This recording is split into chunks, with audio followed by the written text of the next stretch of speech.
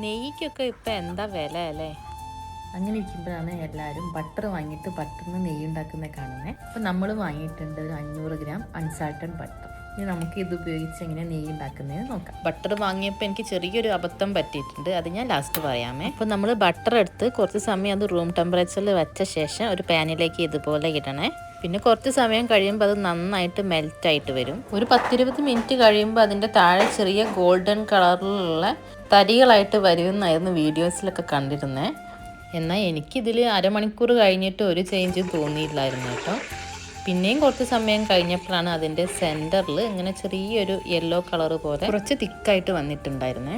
വീണ്ടും കുറച്ച് സമയം കഴിഞ്ഞപ്പോൾ ഇതുപോലെ ഒരു ഡാർക്ക് ബ്രൗൺ കളറായിട്ട് താഴെ കുറച്ച് തരികളൊക്കെ അടിഞ്ഞു കിടക്കുന്നുണ്ടായിരുന്നു. പിന്നെ അത് ഒരു അരിപ്പയിലൂടെ അരിച്ചിട്ട് വേറൊരു പാത്രത്തിലേക്ക് മാറ്റി. ഇനി ഇത് കുറച്ച് അധികം സമയം എടുക്കും തണുക്കാൻ വേണ്ടിയിട്ട്.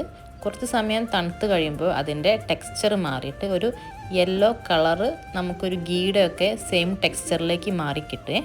ശേഷം നമുക്കതൊരു എയർ ടൈറ്റ് ആയിട്ടുള്ള കണ്ടെയ്നേഴ്സിൽ അടച്ചു വെച്ചിട്ട് യൂസ് ചെയ്യാവുന്നതാണ്. ഇനി എനിക്ക് പറ്റിയ അബദ്ധം, ഞാൻ ഉണ്ടാക്കിയത് വെജിറ്റബിൾ ഗീ ആണ്, കൗ ഗീ അല്ല. ബട്ടർ എടുത്തപ്പോൾ മാറിപ്പോയി.